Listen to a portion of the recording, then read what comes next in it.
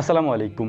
শেখ আহমদুল্লাহ হাফেজাহুল্লাহ তার একটি বক্তব্য নিয়ে বেশ কিছুদিন যাবৎ বেশ আলোচনা এবং সমালোচনা হচ্ছে সোশ্যাল মিডিয়াতে। এই আলোচনা এবং সমালোচনা কোনোভাবেই যেন থামছে না। শেখ আহমদুল্লাহ কি বলেছিলেন? শেখ আহমদুল্লাহ বলেছিলেন নবী করিম সাল্লাল্লাহু আলাইহি ওয়াসাল্লাম 40 বছর বয়সে নবুয়ত প্রাপ্ত হয়েছেন, তার নবুয়ত প্রকাশ পেয়েছে, তার কাছে ওহী এসেছে, এর আগে তিনি নবী ছিলেন না।